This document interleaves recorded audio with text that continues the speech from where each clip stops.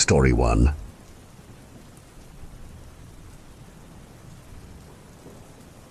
I can't share my real name or location because this is still happening and I need to stay anonymous, but I need some advice on how to get out of my situation. It all started with a stupid gift that ruined my life. My girlfriend, let's call her Audrey, texted me.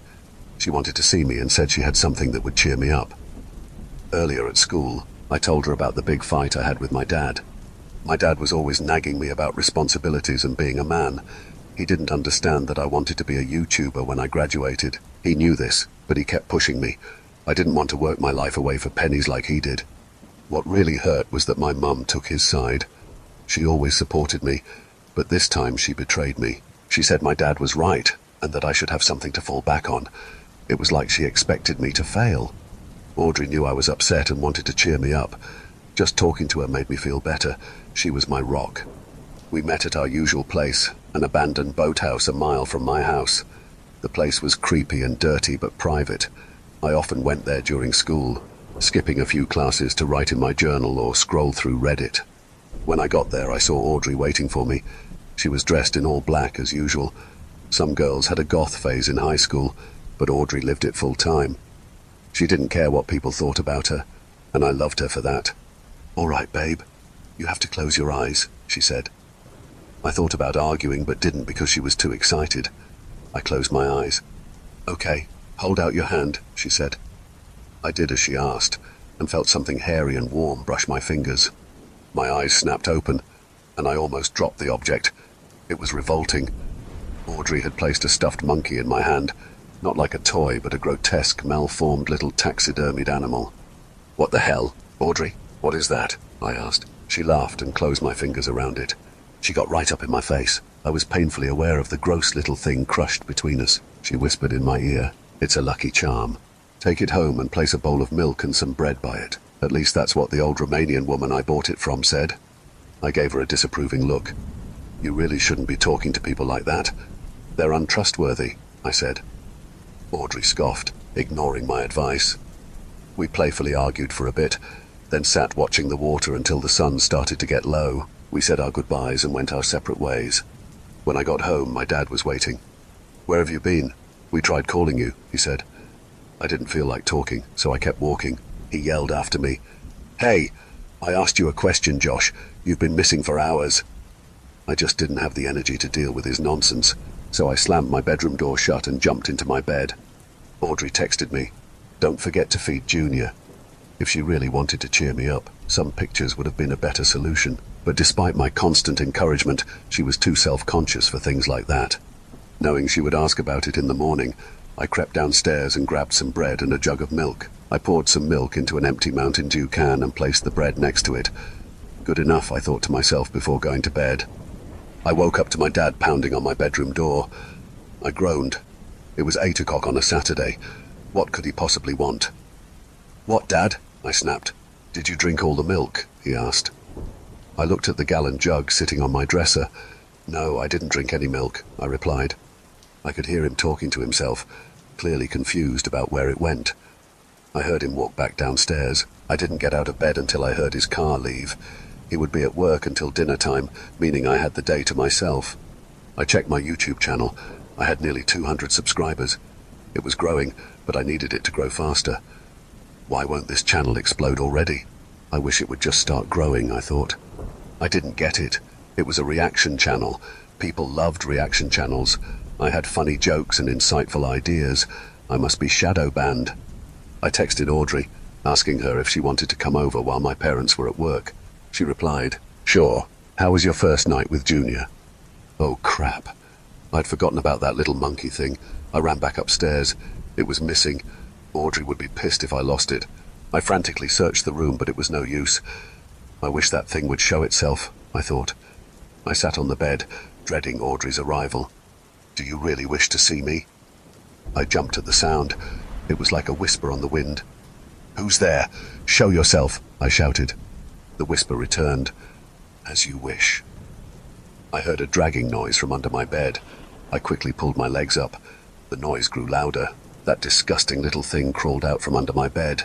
It turned its head around backward and looked up at me.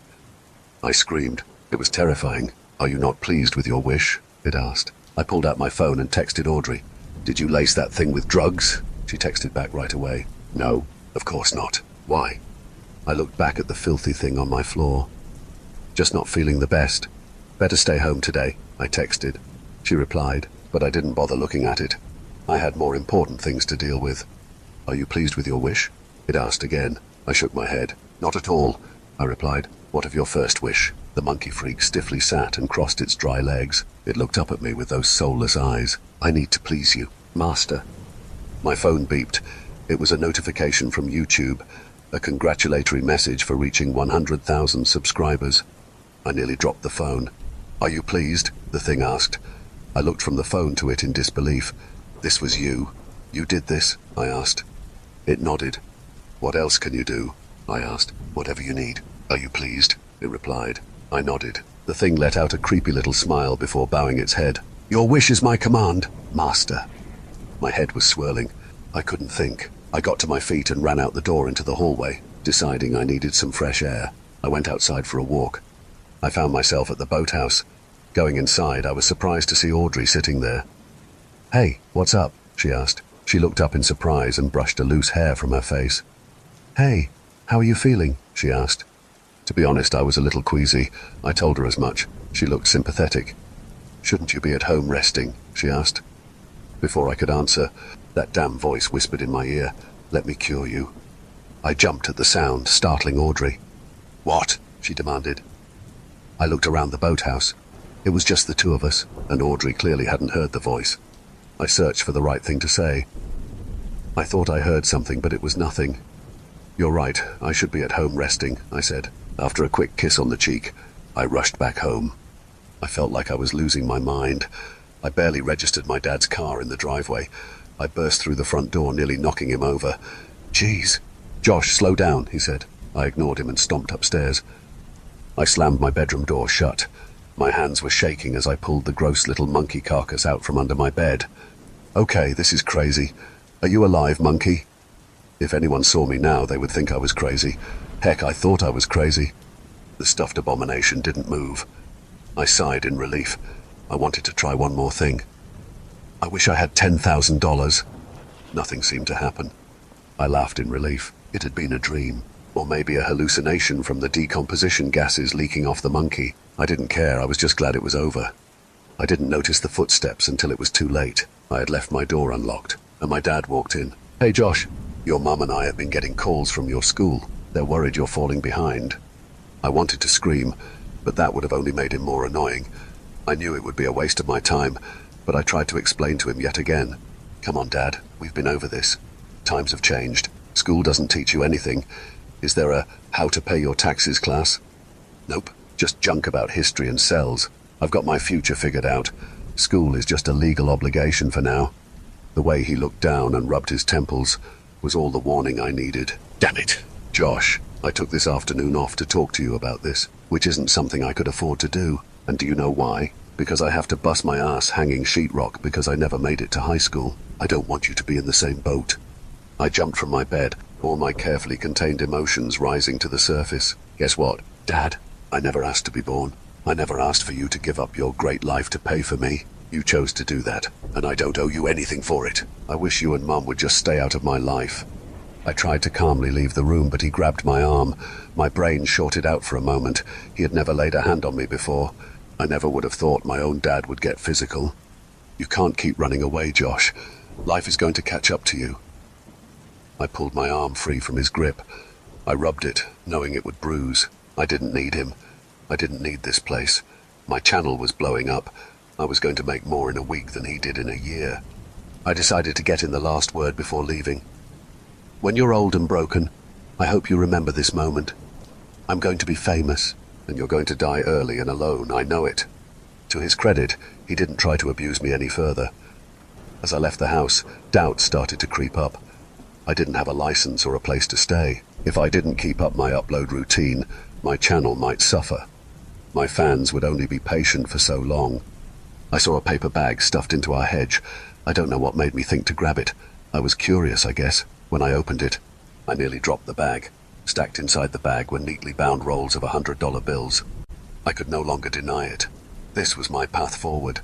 Such divine intervention could only mean that I was meant to go on my own and start my career. Should I tell Audrey? It wasn't even a question. She had always had my back. I called her and told her to meet me at the boathouse. It took her longer than it should have to show up, but when she finally arrived, I could barely contain myself. I'm doing it, Audrey. I'm moving out and starting my YouTube career. Her smile kind of faltered. It was only for a second, but it was enough that I noticed. What? Aren't you happy for me? She rushed up to me. Of course I'm happy. Josh! I just don't want things to not work out. That's a huge step. I couldn't believe it. After all this time, she didn't really believe in me. I threw the paper bag at her. Look in there. It's my first YouTube payment. I'll be getting that monthly. Still doubt me? It was a lie, but there was no way she could have known that.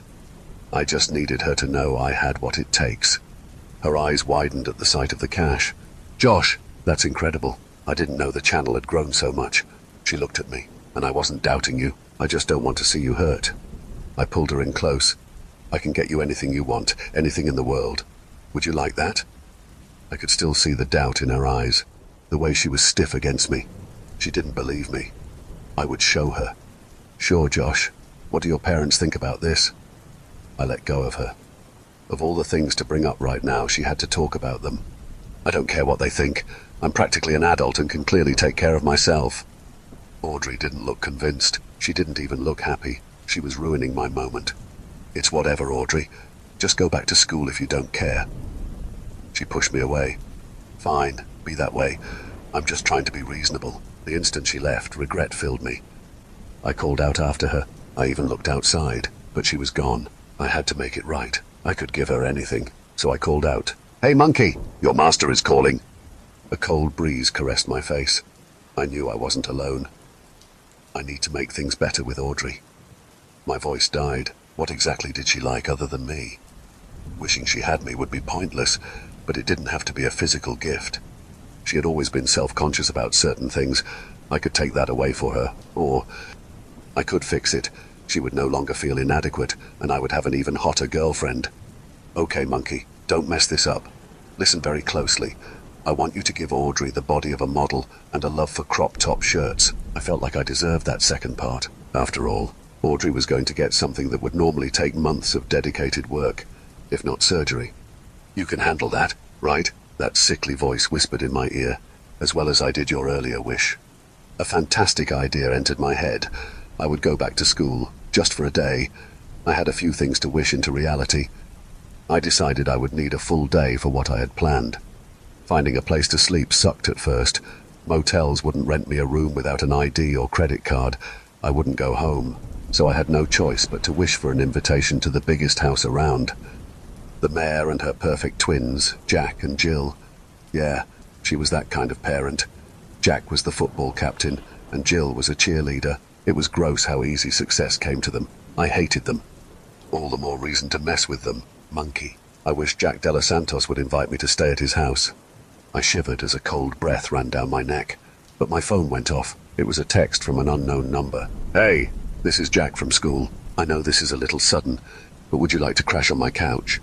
I literally could not stop laughing. That dumb jock had no idea what was coming. Next, I made him come and pick me up. After an admittedly awkward dinner, I felt like it was bedtime. On my way to the guest room, Jill stopped me.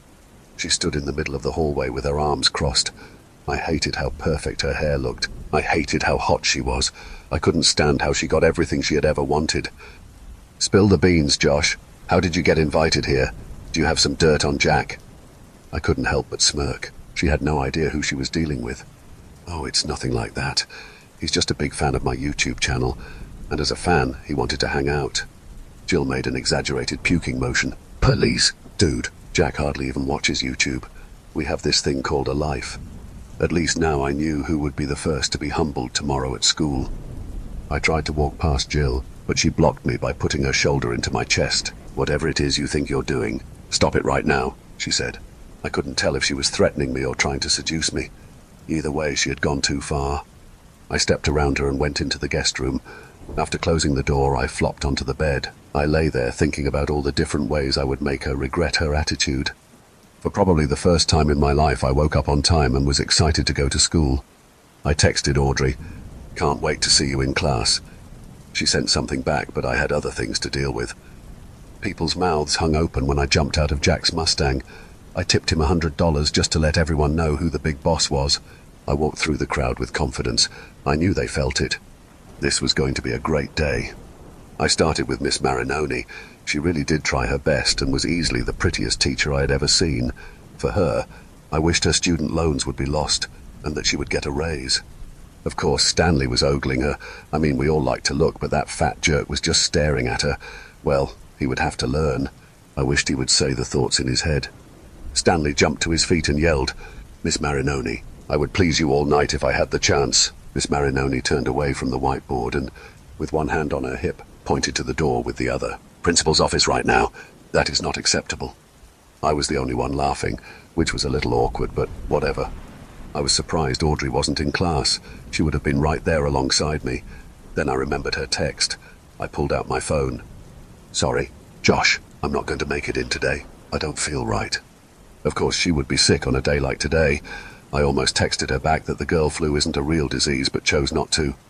When lunchtime rolled around, I took full advantage. Aries puked for all those times he called me names. Raphael slipped and was covered in food. For that time he tripped me in middle school.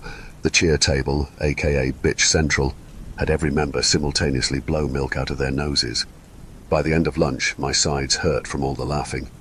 When we were released, Jill was waiting for me in the hallway. She stepped into a dark classroom. "Come here a minute, handsome." While I hadn't wished for this, it was a welcome outcome to my obvious charm. I had a brief thought about Audrey as I entered the dark room, but rationalized it wouldn't matter. Jill's seductive voice called to me from deeper in the room. I couldn't see a thing. "A little farther, Joshua." I was so ready, and then multiple sets of hands grabbed me, covered my mouth, and began to beat me. I tried to call out. I tried to wish it away, but they had a firm grasp over my mouth. The beating went on forever. My ribs and abs were bruised and possibly broken. And then they all left the room, like it had been a totally normal thing. Jill spat on my face as she walked past. I lay there crying. They had ruined my day. Violence was totally uncalled for, but if that's what they wanted, I could oblige. The first to suffer would be Jill. She was someone that I always hated.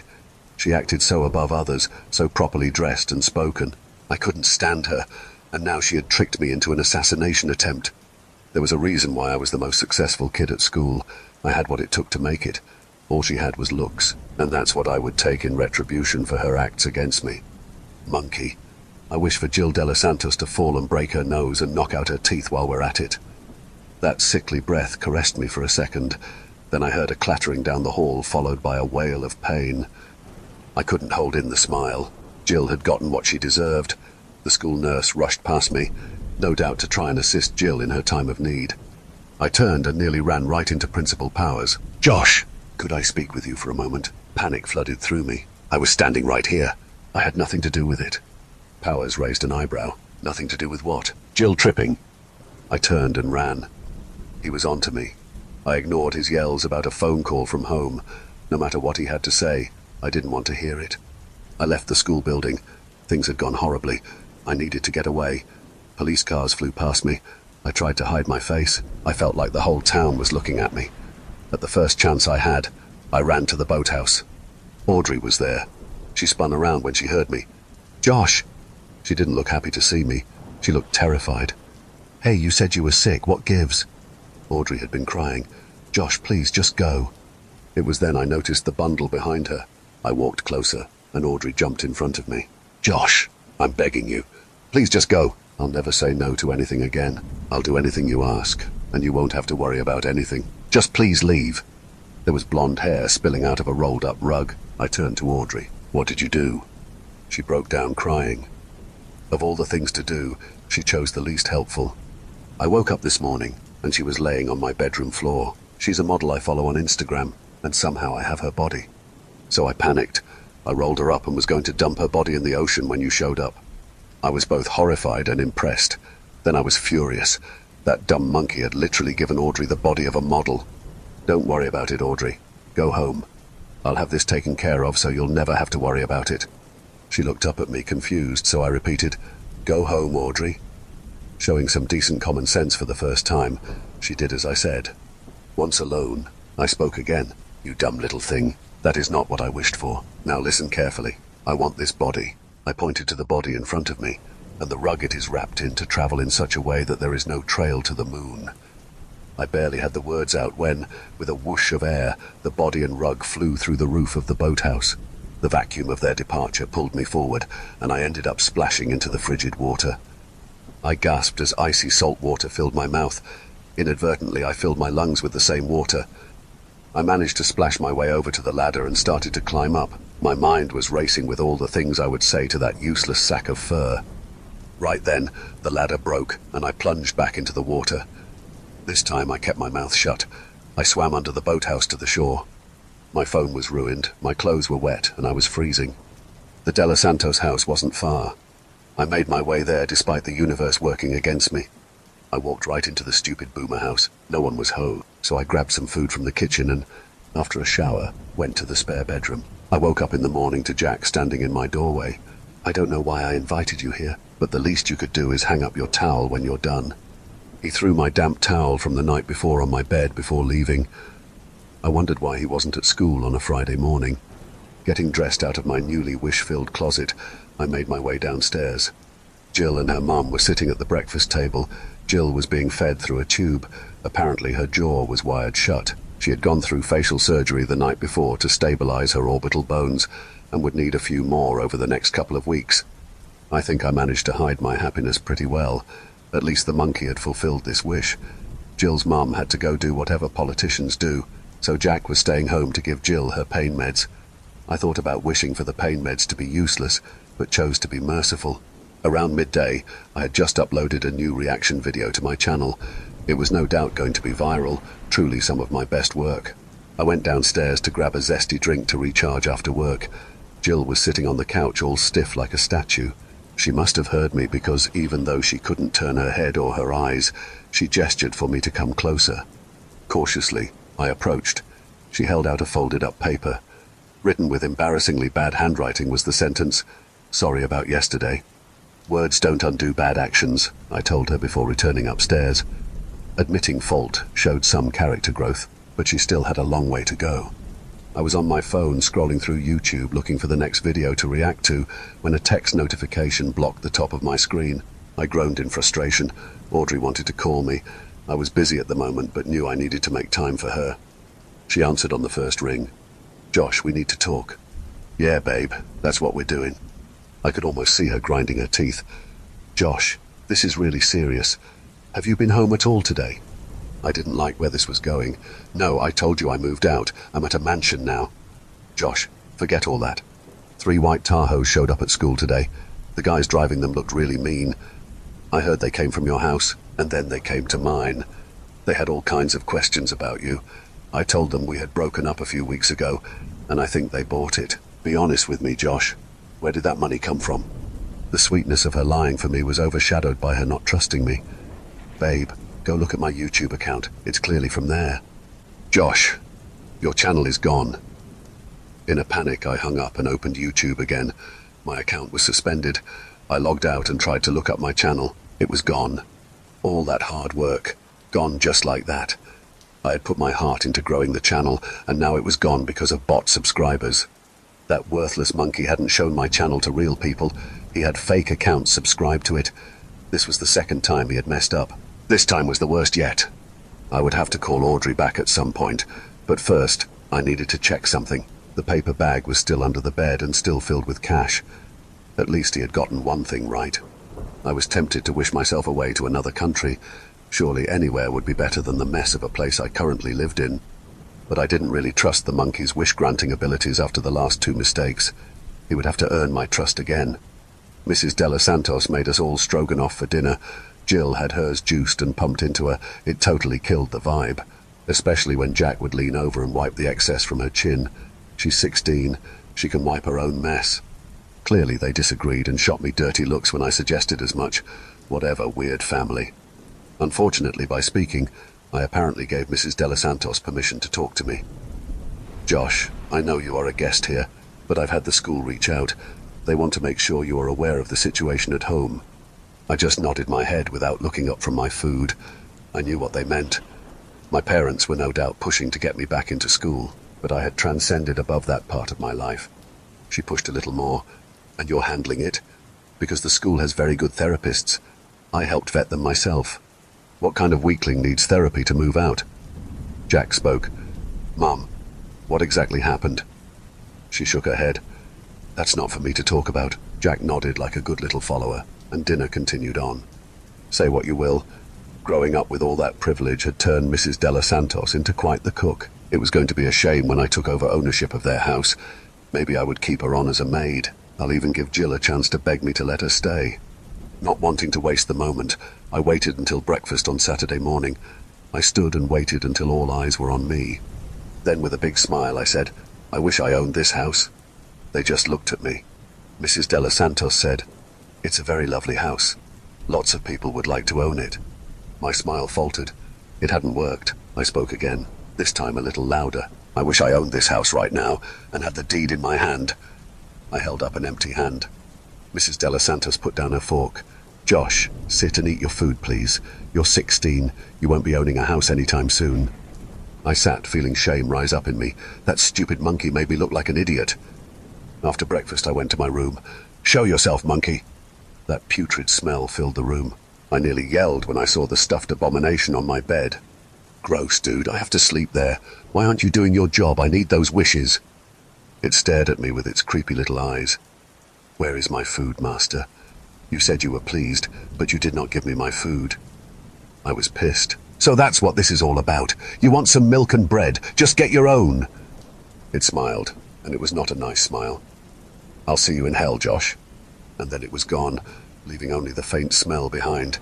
I felt a chill run down my back. Ice-cold fear flooded my spine. Things were about to get really bad.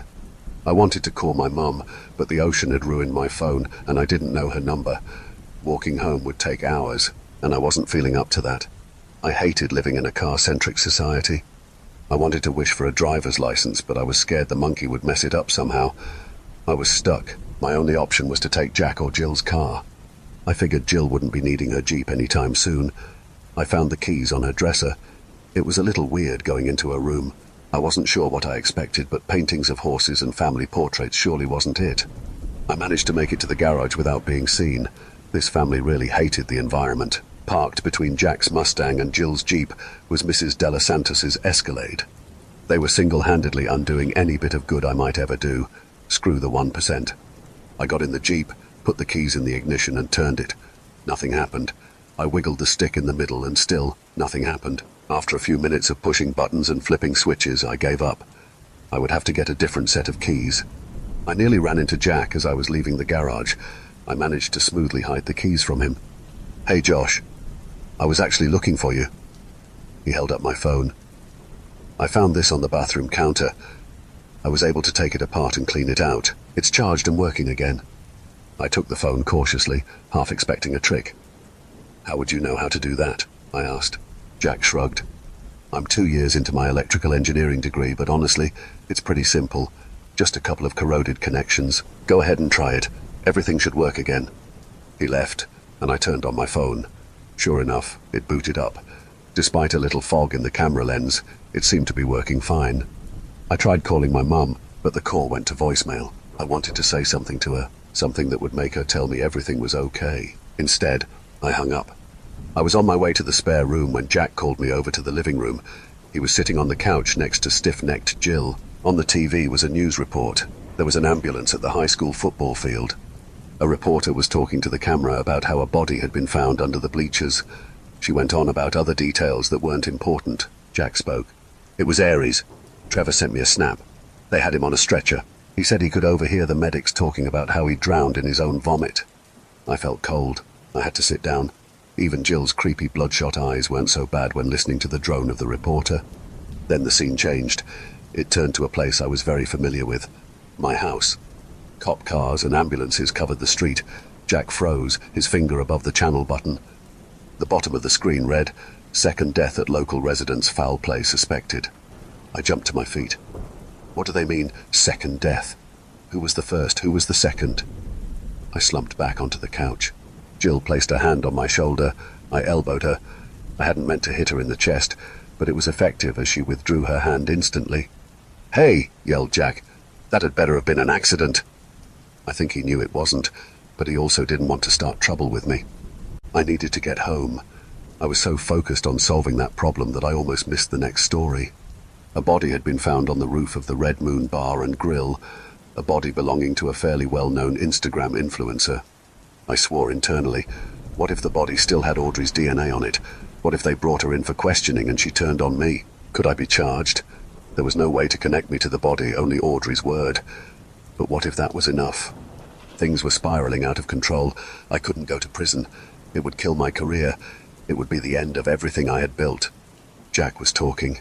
I didn't hear him at first. Yo, Josh, are you listening? I shook my head, trying to clear my thoughts. I'll drive you home, Josh. Come on, let's go. I nodded. I needed to know what happened at my house. Jack patted Jill on the shoulder. Hang in there, I'll be right back. Weirdos.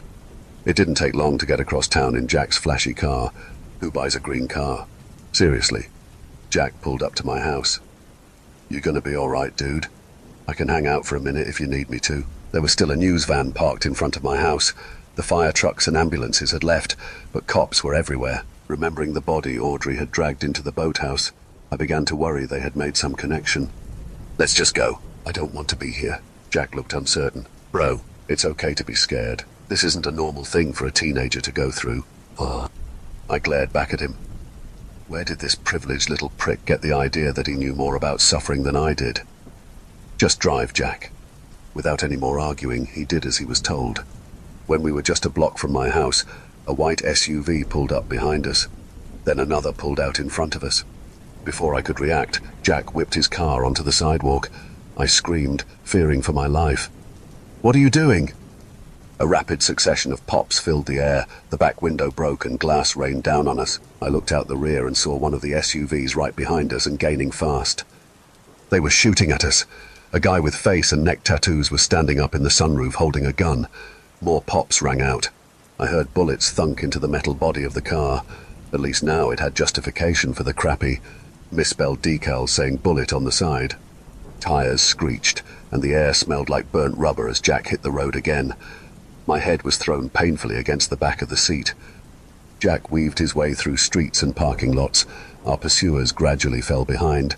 As if following a command, they both turned off from chasing us. I looked around. I think they've had enough, I said. Jack jerked his head in my direction. Was that because of you? Did you get involved in something? The way he demanded answers rubbed me the wrong way. Of course not, I insisted. Jack was quiet. Finally, he stopped the car. I'm going to the police. Are you coming with? The way he said it without looking at me made it feel like an accusation. I threw open the door and jumped out of the smoking car. I'll walk from here. You go do whatever it is you think you need to. Jack didn't hesitate. He drove off quickly enough to close the door. Whatever. I didn't need his car. His house was just up the road. I would go there, retrieve my money, and leave town. It didn't take a genius to figure out my parents were gone. Audrey was likely heading to prison, and people were going to start pointing fingers at anyone who was different. And I was very different from all the losers in this town. Maybe I hadn't noticed them parked outside. Maybe they had hidden their cars. Either way, I walked right into the De Los Santos house with my guard down. My quick wit saved me, though I heard voices coming from the living room, wanting to know what they were saying and if it was about me. I crept closer. Listen, girl, you can talk, or we can make you talk, said a rough voice. A second, more mellow voice spoke up. Come on, man. Can't you see her jaw is wired shut? She can't say anything. There was a pained whimper. Then the second voice spoke again. Dude, wired shut. Undoing the wiring isn't going to fix whatever is broken. Get a pen and paper. The first man simply grunted. Footsteps led away. The remaining man spoke in a softer voice. Listen, kid.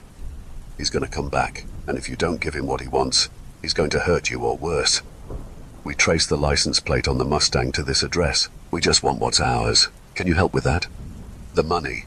They were here to take my money, and that idiot Jack had given them all they needed to find me. I needed to go. I needed to get to the money before anyone else ratted me out. If they took it, I would be stuck in this dead-end town. I ran for the stairs. They must have been distracted because no one came after me. I pulled the money out from under my bed. It was all there. I could still pull this off.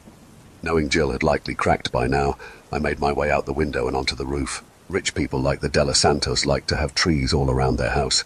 I used one of them to climb down. I just needed a way out of town now. The roads would be a mess, but the water wouldn't. With a hint of a plan in my head, I made my way down the streets towards the waterfront. I thought I heard a female scream, but I could have been mistaken. There was no way Jill would have waited that long to give me up. When I reached the shoreline, I saw what I needed: a speedboat at the fuel station. The owner was inside the shack talking with the deadbeat service provider. I could do it. I had to do it. Anyone in my position would do the same. I couldn't go to jail. I couldn't give up my money. No, I deserved a future, and if that meant depriving some rich guy of his toy, then I morally had no choice. It was easier than I had expected. The boat was idling with just a single bow rope holding it. I was halfway across the marina before anyone even noticed. By that point, it was too late. I felt the breeze in my face. I started to laugh. Despite the odds being against me, despite the system being rigged to hold me down, I had done it. I was going to succeed. Out of curiosity, I opened the glove box. I wanted to know who the previous owner had been. Inside was a note, handwritten on old parchment. Run ye east or west. Never shall you rest. My pound of flesh I shall consume, until you, Master Josh, approach your doom. That damn monkey wasn't going to let me escape. I needed to get out of town, and the water seemed like the best option. The roads would be chaotic, but the water would be clear. With a rough plan forming in my mind, I headed towards the waterfront. As I walked, I thought I heard a female scream, but I could have been mistaken. There was no way Jill would have waited that long to give me up. When I reached the shoreline, I saw exactly what I needed: a speedboat at the fuel station. The owner was inside the shack, talking with the service provider. I had to do it. Anyone in my position would do the same. I couldn't go to jail. I couldn't give up my money. I deserved a future, and if that meant taking some rich guy's toy, then I had no choice. It was easier than I had expected. The boat was idling with just a single bow rope holding it. I was halfway across the marina before anyone even noticed. By that point, it was too late. I felt the breeze in my face and started to laugh. Despite the odds being against me, despite the system being rigged to hold me down, I had done it. I was going to succeed. Out of curiosity, I opened the glove box. I wanted to know who the previous owner had been. Inside was a note, handwritten on old parchment. Run ye east or west. Never shall you rest. My pound of flesh I shall consume, until you, Master Josh, approach your doom. That damn monkey wasn't going to let me escape. Story 2.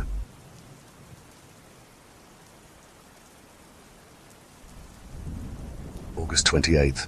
I feel completely lost and unsure about what to do. It's been exactly 2 months since my mother passed away, and in all this time, I think I can count on just one hand how many times I've left our apartment.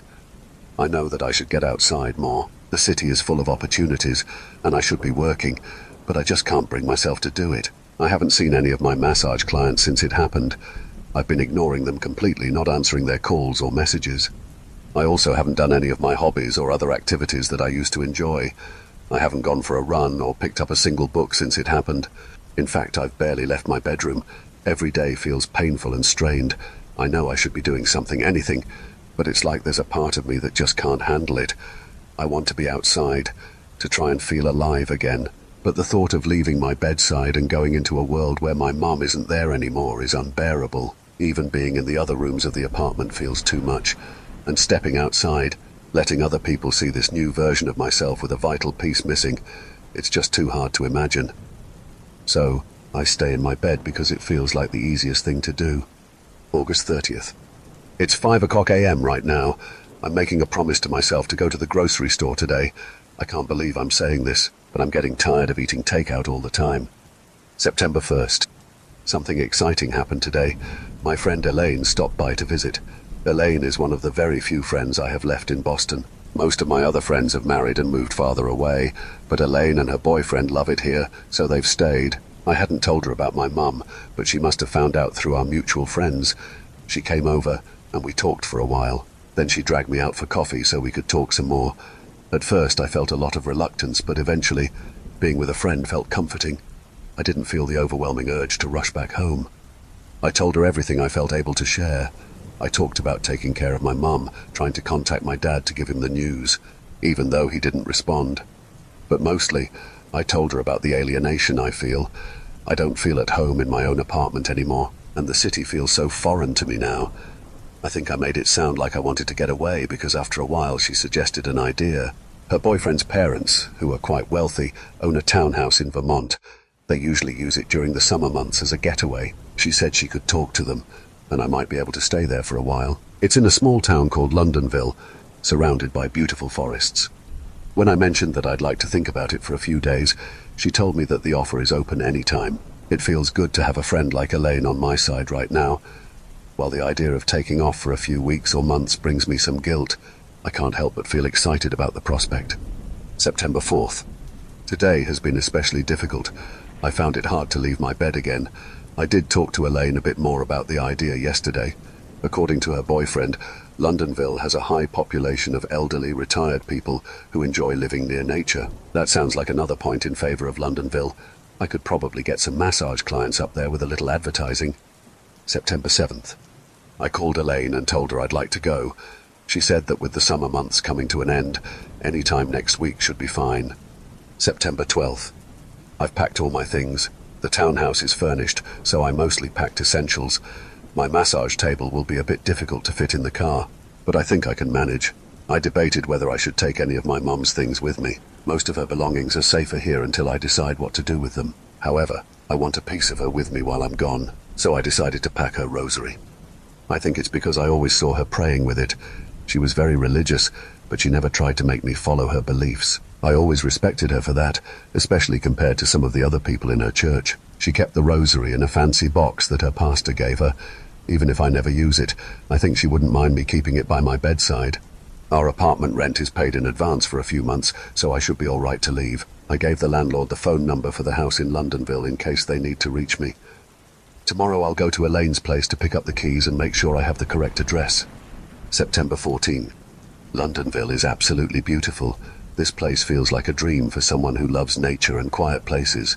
The town is far from the main highway and close to a national forest, so it feels very private and secluded here. Even though it's secluded, the central part of the town is very charming. The buildings are mostly in colonial style, and I even saw a couple of buildings that reminded me of Boston.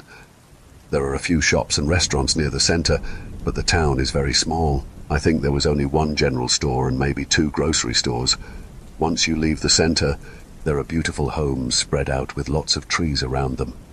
And the trails. I got a map from the general store of the surrounding forest, and there are countless trails everywhere. I will have plenty of places to explore and be alone, which I hope will be comforting. I don't know how to explain it, but I feel refreshed here. The home that Elaine is letting me stay in is a modest townhome, one of the few in Londonville, and it's close to the cutest library I've ever seen. Unpacking didn't take long, and I don't want to waste my new energy.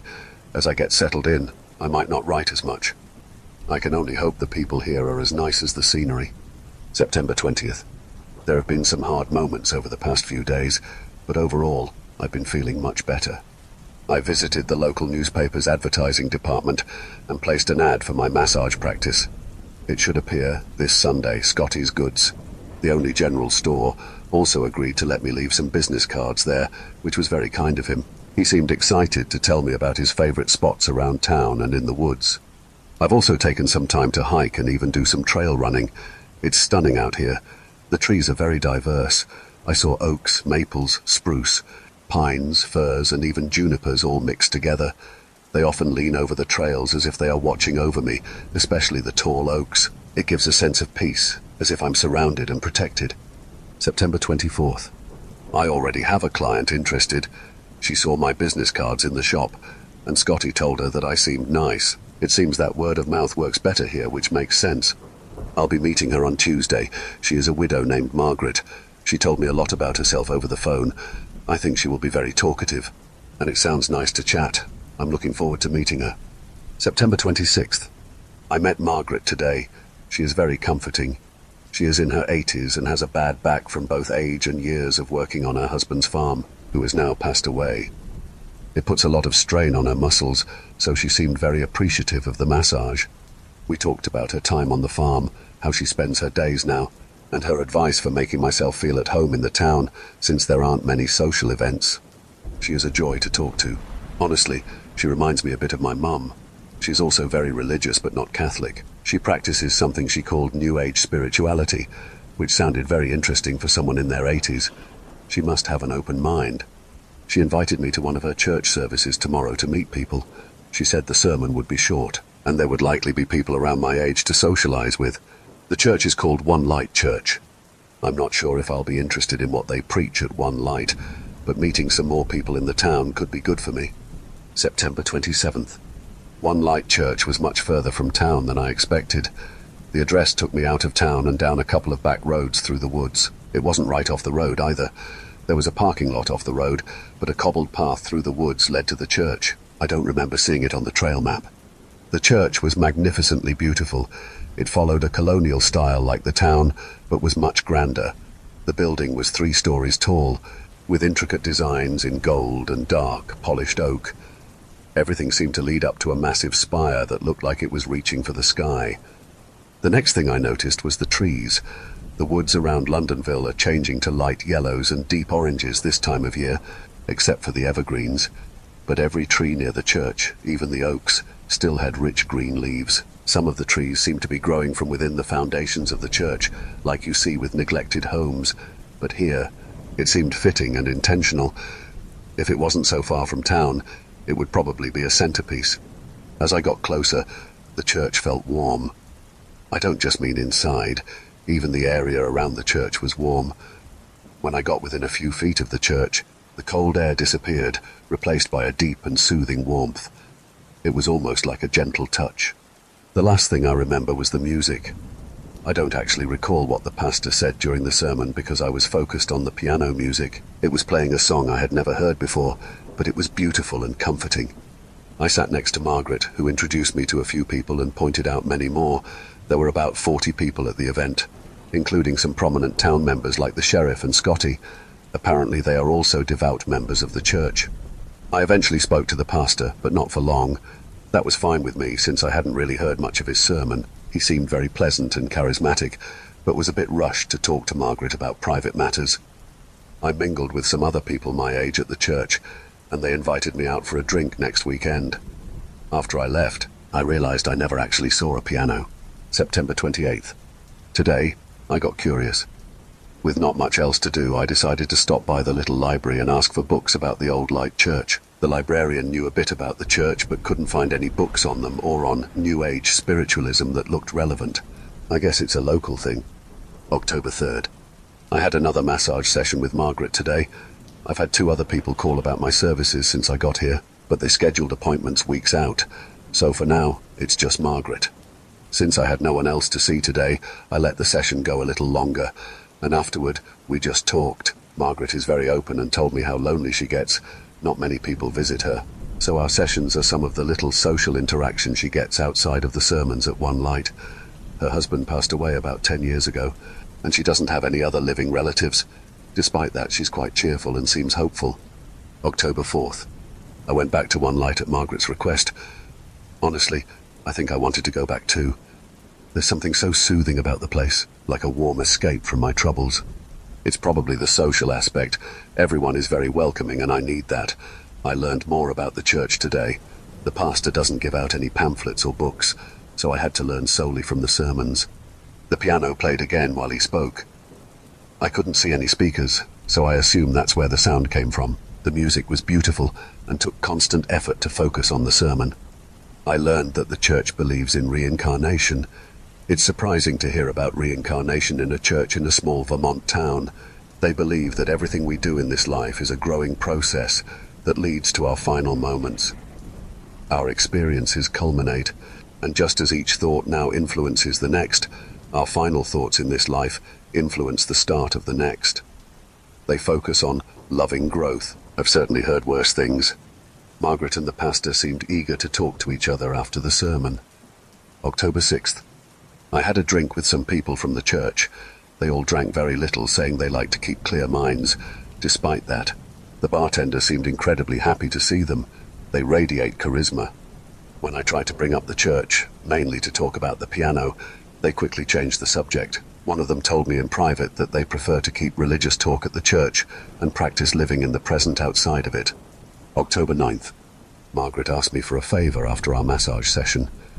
It required a bit of an explanation at one light. There is a tradition for those who feel they are nearing the end of their lives. At 83, she feels like she is near the end of hers. It's a 3-day event where someone stays alone at the church. They eat, sleep, and meditate or pray there for the entirety of the 3 days. It's meant to be a time for deep thought and cleansing to prepare for death. You face your troublesome thoughts and nurture your positive ones in a familiar and sacred environment. She called it a period of gestation. It's a great honor in the church.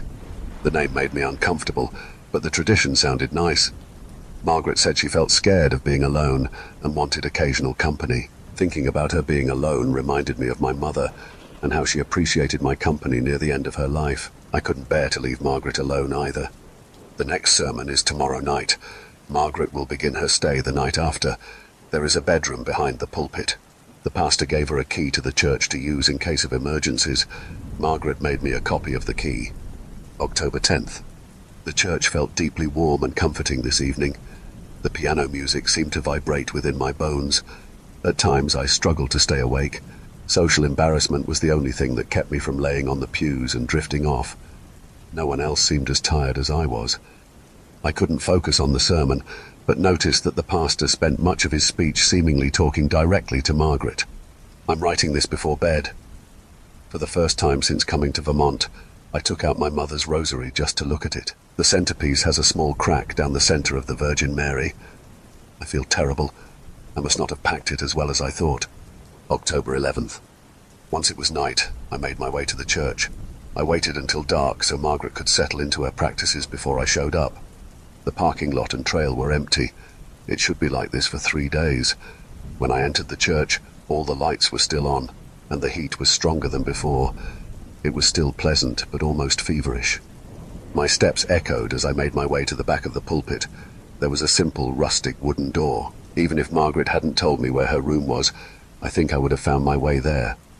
The door seemed to draw me in. When I opened the door, it was dark, but not completely. I could see the outline of the room. It was quite large, maybe 20 feet deep and a little less wide, but it was very plain. The floor, walls, and ceiling were all made of loose grey cobble bricks. It felt old and worn out, much older than the rest of the church. There was no furniture, just a tall lamp by the door. In the back of the room, where the light barely reached, I saw what looked like the dark shape of Margaret. Her eyes barely shone in the dark, and her silhouette seemed to blend into the ground and the back wall.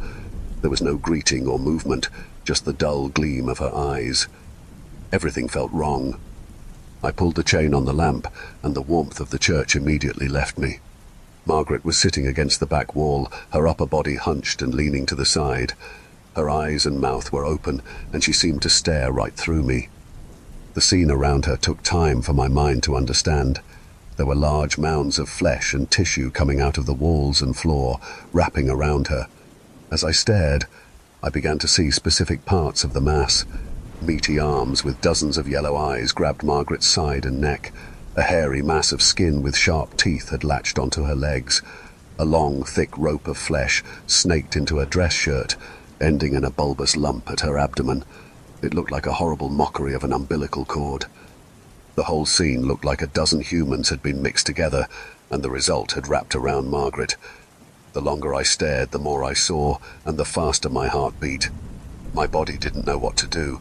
My arms wanted to pull the chain again and hide the sight in the shadow. Maybe the warm comfort of the church would return. My legs wanted to run, but somehow I stayed firmly in place.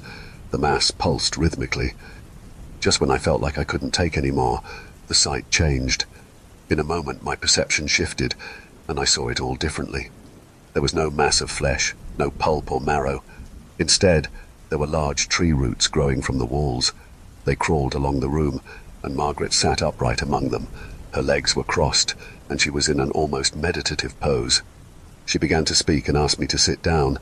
My feelings of fear and unease faded, replaced by a calm serenity. So I sat. For the next hour, Margaret and I talked. She told me how lovely she felt there. While the room might be gloomy, she had never felt so present-minded or connected with the world. I mostly listened, feeling too entranced by her to speak. What I remember most is that she told me, beyond any doubt, she could feel her rebirth beginning. When I left, I noticed some of the roots had grown up and were touching the edges of my shoes. I felt flattered. I'll be returning tomorrow night. October 12th. Margaret has never looked happier. When I entered her room this evening, she looked absolutely beautiful. The roots were still there, coiling around her even more. But Margaret was without most of her skin, and most of her muscle tissue had wasted away. Other parts of her were missing too. She had no bottom jaw or teeth, and only one eye remained. Her sinewy husk seemed to stare at me through that eye, and when I looked into it, her happiness seemed to fill me. We didn't talk. I just watched and smiled, and she occasionally blinked. October 13th. Margaret wasn't there on the third day. At first, I felt disappointed, knowing I wouldn't see her again. But then I realized she had left this world in complete peace, and I felt happy for her. Instead of leaving, I decided to sit where she had been and reflect. I thought about many things. The kind of life I had led so far, the wonderful look I had seen in Margaret's eye. But mostly, I thought about my mother.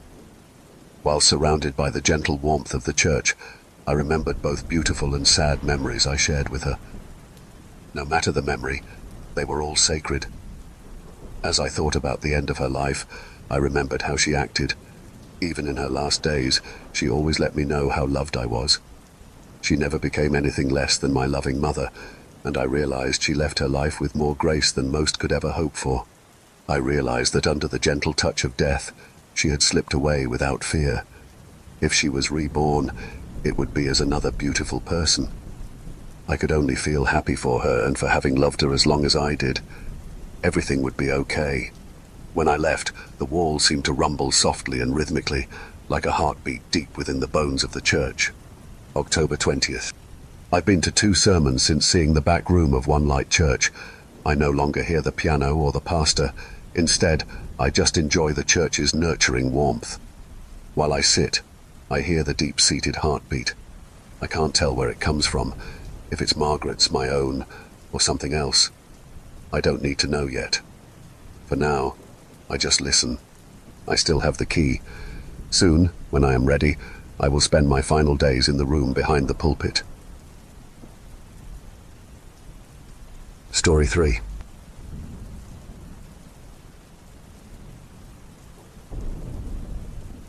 The knocking sounds jolted me awake, echoing through the stillness of the night. They were 3 sharp, rhythmic knocks that pierced my sleep-filled brain, making my heart race with sudden fear.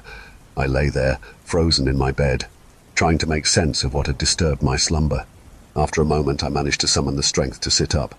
My eyes darted to the glowing numbers on my bedside clock, 3:15 a.m. Who could possibly be at my door at this hour, I wondered. I didn't have any close friends who would come over unannounced, and my family was no longer around. Maybe someone was in trouble and needed my help, I thought with a flicker of concern. With a sense of unease growing in my chest, I forced myself out of bed. I tiptoed to the bedroom door and crept downstairs, each step feeling heavy and hesitant. The knocking continued, relentless and mechanical. 3 knocks, a pause, then 3 more, like a disturbing metronome. A shiver ran down my spine as I neared the front door. I pressed my eye to the peephole, hoping to catch a glimpse of whoever was outside. Knock, knock, knock. All I saw was darkness. I flipped the switch for the porch light, expecting it to reveal my mysterious visitor. But the darkness remained, thick and impenetrable. Had the light bulb burned out? Or, a chilling thought crossed my mind, was someone purposely blocking it to avoid being seen? Knock, knock, knock. Hello? I called out, my voice trembling. Do you need help? My heart thudded in my chest as I strained to hear any response. Knock, knock, knock. If you don't stop, I'll call the police, I warned, trying to mask my fear with bravado. The continuous knocking was unnerving, and I couldn't shake the feeling of dread that had settled over me. Knock, knock, knock. No answer came, only the persistent rhythm of the knocks. Sweat trickled down my back as I debated what to do. What if the person outside was injured and unable to speak? Could I ignore someone who might be in desperate need of assistance? But the blocked peephole didn't make sense. Maybe they were leaning against the doorframe, too hurt to do anything but knock. I'm going to open the door, okay? I announced, hoping to elicit some response. Knock, knock, knock. The silence was deafening. I unlocked the door slowly, my hand trembling as I gripped the handle. With a deep breath, I swung the door open, half expecting to see someone collapsed on my porch. Instead, I was met with nothing, just an empty, inky void. Stepping outside, I peered into the darkness, confusion clouding my mind. It was then that I was attacked. A massive figure, more creature than human, lunged at me. Its forceful blow knocked the wind out of me, and I fell to the ground, gasping for air. My mind reeled as I tried to comprehend what was happening. The creature turned me onto my back, and I stared up in horror. It loomed above me, towering and grotesque. Its face, glowing eerily in the darkness, was framed by eyes that were sunken and black, staring into my very soul. Its limbs were long and sinewy, with muscles that rippled unnaturally under ashen black skin. It seemed to absorb the light around us, casting an even deeper shadow over the scene. The creature's mouth twisted into a cruel smile, bearing rows of sharp, jagged teeth. I tried to scream, but no sound escaped my throat. My body was paralyzed with fear, pinned down by the creature's immense strength. "You shouldn't have done that," it rasped, its voice low and grating like the creak of old wood. "You really shouldn't have opened that door, but now you've let me in." Its breath, cold and fetid, washed over me, making me gag. The stench of decay filled my nostrils, and I struggled to hold back a wave of nausea. "What are you?" I managed to choke out, my heart pounding so hard I thought it might burst. The creature leaned in closer, its weight pressing heavily on my chest. "Who or what I am is of no concern to you right now," it hissed, each word dripping with malice. "You see, you made the mistake of letting me in. You invited me." I fought to free myself, pushing against the creature with all my might, but its strength was overwhelming. My arms grew weaker with each futile attempt, until they fell limp at my sides, useless and numb. The creature's grin widened as it began to devour me. Its teeth tore into my flesh with sickening ease, sending waves of agony through my body. The metallic scent of blood filled the air as the creature savored each bite, gnawing through my skin and crushing my bones. I tried to scream again, but only a gurgle of blood escaped my lips, choking me. The creature continued its gruesome feast, seemingly fueled by my suffering. Panic and terror surged through me, my mind reeling with the horror of the situation. The creature seemed to thrive on my fear, growing larger and more monstrous with each moment. As the creature fed on me, my vision blurred, and I felt consciousness slipping away. The last sound I heard was the relentless knocking, echoing through my fading awareness. Then everything went black. Knock, knock. I woke up with a start, my body drenched in sweat. I clutched my throat, gasping for air, my screams ringing in the darkness. My heart raced, and my chest heaved as I tried to shake off the remnants of the nightmare. My room was dim and silent, the terror of the dream lingering like a shadow over me. I blinked rapidly, trying to clear my mind and make sense of what had just happened. The room seemed to close in around me as I struggled to reconcile the horror of my dream with the reality of waking life. I put my hand on my neck, searching for any injury. There was nothing, no blood, no marks, nothing to show that I had been hurt or bitten. All I felt was my pulse, steady and normal, as if nothing had happened. But then, knock, knock. The sound echoed in my mind like a gunshot. I jumped out of bed, stumbling over my bedside table and knocking it to the floor. Its contents scattered everywhere, and the clock landed beside me. I scrambled to my feet, unable to believe what I was hearing. Was my dream real? Had the creature from my nightmare come to life and was now attacking me again? As these thoughts raced through my mind, I considered one sick and twisted possibility. I slowly looked down at my bedside clock. The numbers on its screen confirmed my fear. No, the clock read 3:15. The same time. The knocks came again, filling my head with their horrible, loud sound. Knock, knock. I stumbled backward, almost falling out of my window. If I had fallen from that height, I could have been seriously injured or worse. My heart raced as the reality of the situation hit me like a freight train. I was paralyzed, unable to move or come to terms with my revelation. The knocks echoed louder in my mind. Knock, knock. That knocking. That damned knocking. How had it followed me from the dream? Or was this still a dream? Such thoughts whizzed through my head as I grappled with the reality before me. Knock, knock. But wait, the knocking seemed different somehow. The rhythm had changed. It was no longer 3 knocks with a 3-second pause. Now it was 2 knocks with a 2-second pause. Knock, knock. Yes, there was no doubt now. For some reason it had changed and now seemed louder. Knock, knock. As I realized why, I had to stop myself from vomiting. The knocking from my dream that signaled the arrival of the creature, was now inside my house. Knock, knock. What do I do? What do I do? What do I do? The knocking echoed in my head, flooding my mind and preventing me from taking any action. It deafened me with its cursed beat. I had to run. I needed to run. If I stayed here, I would almost certainly face the same fate as before. But how? From what I could gather, the knocking came from the hallway door opposite my bedroom door. I reached for my phone, which had fallen to the floor in all the commotion. No reception. I couldn't call for help. Could I attack it and then make a break for it? I thought as I scanned my room for any weapons that could possibly save me. Knock, knock. My gaze rested on an old baseball bat my dad had given me for my 13th birthday. It would have to do. Creeping silently and steeling myself, I grabbed the bat's handle and walked as quietly as I could to my door. Every step filled me with dread and fear like I had never felt before. I was afraid the creature would lunge at me as I made my way. Knock, knock. Breathing deeply, I took hold of the handle and slowly pushed the door open, my nerves on edge. Knock, knock. Nothing lay before me as I cautiously stepped outside. The knocking was coming from just in front of me now. Knock, knock.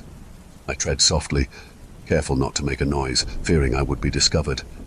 Before long, I faced the door where the knocking came from, my heart threatening to burst out of my chest. Knock, knock. Could I do it? Could I really open the door and risk death? I had no choice. I brought my hand up slowly and meticulously, fearing the creature beyond the door sensed my presence. Sweat ran down my forehead as I opened the door and swung the bat as hard as I could, putting my entire body weight behind the action. With a crack, the bat broke in two and I fell to the floor, unable to stop my momentum. An all too familiar feeling descended on me as the creature loomed over me, its figure barely visible in the darkness. Tisk, tisk, tisk. You're going to have to try a little harder than that, it said in a condescending tone. It picked me up by the shirt with one hand and threw me down the stairs. I landed with a thud, the breath knocked out of my lungs. The creature slowly sauntered toward where I lay. Stay back, I yelled, shuffling my body against the wall. Or what? It said in the most dreadful tone. What are you ever going to do to me? It had reached me at this point, standing tall against my small, shivering frame. Oh, I'm so going to enjoy this, it giggled to itself. And as it mutilated me, my vision went black. Knock. I woke up screaming until my voice went hoarse. What had happened? I struggled to collect my thoughts as my heart pounded in my ears. Knock. No. Knock. This has to be another dream. It just has to be, right? Knock. The darkness seemed to melt around me as I focused my gaze on my bedroom door. Knock. The knocking. That cursed, relentless knocking that had tormented me at my front door was now echoing at the door of my bedroom. Was nowhere truly safe from this monster. Was I doomed to forever live this nightmare of knocking? But wait. The knocking had changed once again. I listened closely as it continued. Knock. Yes, it had changed. At my front door, it was 3 knocks with a 3-second pause. At my hallway door, it was 2 knocks with a 2-second pause. And now, it was just one solitary knock, followed by a single second of silence. Knock. The sound echoed, almost as if it were confirming the dreadful theory forming in my mind. 3, 2, 1, and then 0, I thought. But what did 0 mean? I had no interest in finding out. But what could I do? The creature had told me the same thing. I was powerless, helpless against whatever it chose to do to me, too weak to stop it. Knock.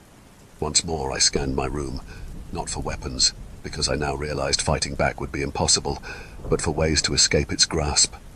Knock. Nothing except the window. The window I had almost fallen through was now the only option to put distance between me and the monster. Knock. Getting off my bed, I reached the window and looked outside, down to the ground. It was too dark to see anything, but I knew that a fall from this height could break a bone or worse, but I had no other options. Knock. Steeling my resolve, I took a shaky breath and climbed onto the windowsill, my body trembling as I did so. With a last look back at my room, I jumped. The cold air rushed past me as gravity took hold. A fleeting doubt crept into my mind. Had I made the right choice? But no, I would be safer this way, out of reach of the creature, even if it meant taking this terrifying leap. Something, however, wasn't right. Knock. How long had I been falling? Time seemed to stretch, but the sound of that knocking, persistent, maddening, still echoed in my ears. Why could I still hear it? Knock. I struggled to make sense of what was happening as I tumbled through the air, spiraling into a seemingly endless abyss. No matter how long I fell, it felt like I wasn't getting any closer to the ground. The descent stretched on, an unrelenting void with no end in sight. Knock.